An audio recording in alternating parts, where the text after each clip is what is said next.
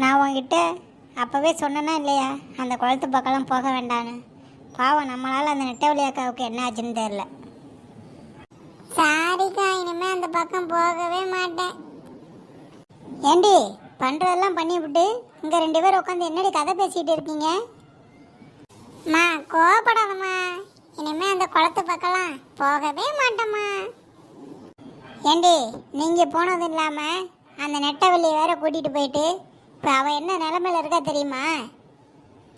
என்னம்மாச்சு நெட்டவழி அக்காவுக்கு? நீங்கள் பாட்டுக்கு அவளை கூட்டிகிட்டு போயிட்டு 2 பேர் விட்டுட்டு வந்துட்டீங்க.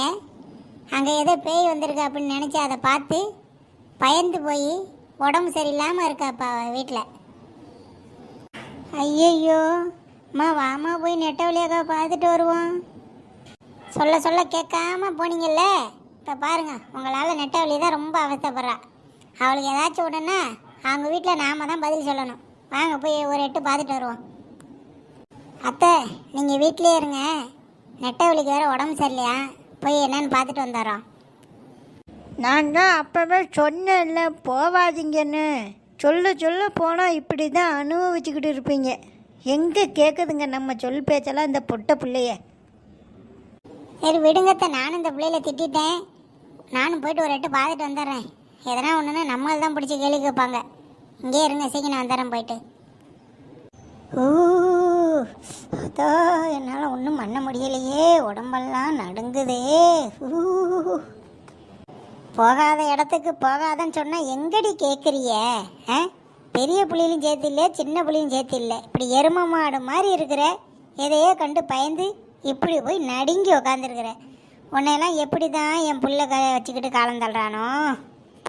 இந்த குந்தாணி ஒருத்தி நம்மளை வெறுப்பேற்றிக்கிட்டே இருக்கா. எப்படா நேரம் கிடைக்குன்னு காத்துக்கிட்டு இருந்திருப்பா போல். இவளுக்கு மருமகளாக வாக்கப்பட்டதுக்கு எங்கேயாச்சும் போய் பிச்சை எடுத்து வந்திருக்கலாம், நிம்மதியாக இருந்திருக்கலாம். ஏன் நெட்டவள்ளி, என்னடி இப்படி இருக்க? உன்னை சுற்றி என்னடி இதெல்லாம் கோலம், செருப்பு, விளக்கமாறு, என்னடி ஆச்சு உனக்கு? அந்த கதையை யாக்கா கேட்குற? நேற்று நீங்கள் எவ்வளவோ சொன்னீங்க. உங்கள் பேச்செல்லாம் கேட்காம பெரிய வீராதி வீரன் சூராதி சூரன் மாதிரி இவ்வளோ கூட்டிகிட்டு போனேன்னா அங்கே போய் பார்த்தா செத்து போன ஜாந்தி வந்துட்டா. இவ்வளவு என்னடானா என்ன தள்ளி விட்டுட்டு ஒரே ஓட்டம். அவகிட்டேருந்து தப்பிச்சு நான் பட்ட பாடு இருக்கேன் வர்றதுக்குள்ள. ஐயையோ நெட்டவள்ளி அக்கா, அப்புறம் எப்படிக்கா வந்தி அங்கேருந்து? ஃப்ளைட்டு ஒன்று ஆர்டர் பண்ணேன், வந்துச்சு, அதில் ஏறி வந்துட்டேன். கேட்குறா பாரு கேள்வி, விட்டுட்டு ஓடி விட்டு. ஏண்டி உங்களுக்கெல்லாம் கொஞ்ச நாச்சும் மனசாட்சி இருக்கா? உங்களை நம்பி தானே உங்கள் கூட வந்தேன், இப்படி நட்டாத்தில் விட்டுட்டு ஓடுறியலே.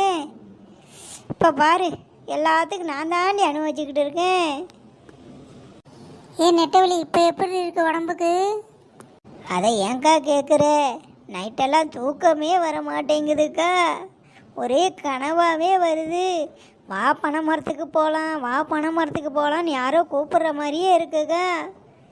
அதுக்கப்புறம் பார்த்தா திடீர்னு அந்த பனை மரத்தில் தூக்கு மாட்டிட்டு தொங்குற மாதிரியே கனவு வருதுக்கா.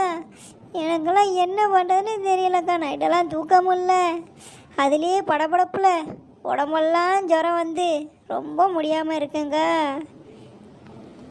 ஐயையோ, ஏண்டி ஏதாச்சும் கோயிலுக்கு போயிட்டு திண்ணூறு போட்டியாடி? திண்ணூறு போட்டுதாக்கா கொஞ்சம் பரவாயில்லக்கா. கண்ட கருமாந்திரம்லாம் கனவுல வருதுக்கா. ஏதோ பூனையெல்லாம் என் கனவுல வந்து ஏதோ கூப்பிடுற மாதிரியே இருக்குக்கா. நாம நேற்று ரோட்டில் போகும்போது குறுக்க போனிச்சு, அந்த பூனையாக்கா? ஏண்டி கனவுல பூனை வருதுங்கிறேன், ஏதோ நேரில் போன பூனை பார்த்து ஏண்டி என் உயிரை வாங்குற? ஏதோ தான் வருதுடி, நான் என்னடி கண்டேன்? வேற என்னக்கா உங்க கனவுல வந்துச்சு? ஏண்டி நான் என்ன உங்களுக்கு என்ன கதையாடி சொல்லிக்கிட்டு இருக்கேன்? என் உடம்பு நிலைமை சரியில்லை, என்னை போட்டு யாரோ அமுக்கிற மாதிரி இருக்குன்னு சொல்லிக்கிட்டு இருக்கேன். உங்களுக்கெல்லாம் கிண்டலாக இருக்காடி? ஏன் நெட்டவள்ளி அக்கா, யாரும் ஒன்று போட்டு அமைக்கிருக்க மாட்டாங்க. உங்க மாமியா தான் ஏதாச்சும் போட்டு ஒன்று அமைக்கிருக்கோம். எனக்கு அந்த டவுட் இருக்குடி. அந்த குந்தாணி எப்போ நேரம் கிடைக்குன்னு பார்த்துக்கிட்டு இருக்கா, ஆளை போட்டு தள்ளிடலான்னு. வாங்க மறிகொழுந்தாக்கா, எப்போ வந்திய? இப்போ தான் வந்த பங்குசம். உன் மருமகளுக்கு ரொம்ப உடம்பு முடியலைன்னு கேள்விப்பட்டேன், அதான் ஒரு எட்டு பார்த்துட்டு போகலான்னு வந்தேன். இவளுக்கு என்ன கெளுரு மாதிரி தானே கிடக்க, ஏதோ கண்ட கர்மாந்தத்தை பார்த்துட்டு இப்படி பயந்து போய் கிடக்குற. இதெல்லாம் பெரிய புள்ளிலி சேர்த்து புள்ளிலி சேர்த்துல ஆளு தான் இப்படி பனை மரம் மாதிரி இருக்கே, கொஞ்சம் கூட தைரியமே இல்லைக்கா. அத்தை என்னை பற்றி புகழ்ந்தாதான் போதும், நீங்கள் கொஞ்சம் போங்க அத்தை. இவளை பற்றி ஒன்று சொல்லிடக்கூடாது, உடனே பொத்துக்கிட்டு வந்துடும் கோவம். அம்மா எங்கடி போ வீட்டுக்காரு ஆளே காணோம்? அவர் மெடிக்கல் வரையும் போயிருக்காருக்கா, அந்த மாத்திரை வாங்கிட்டு வரலான்னு. சரி நெட்டவள்ளி, நீ ஒன்றும் கவலைப்படாத, சரியாயிரும். நான் 2 நாள் பாரு, இதே மாதிரி ஏதாவது கெட்ட கனவு வருது, ரொம்ப போட்டு உடம்பு அமுக்குதுன்னா சொல்லு. நமக்கு தெரிஞ்ச பாய் ஒரு ஆள் இருக்காரு, போய் மந்திரிச்சிட்டு வந்துடுவோம், சரியா? ஏகா எப்படியாவது என் உயிரை காவந்து பண்ணியிருக்கா. நைட்டெல்லாம் தூக்கமே வர மாட்டேங்குதுக்கா, யாரோ வந்து கூப்பிடுற மாதிரியே இருக்குங்க. சீக்கிரம் அதை ரெடி பண்ணுக்கா.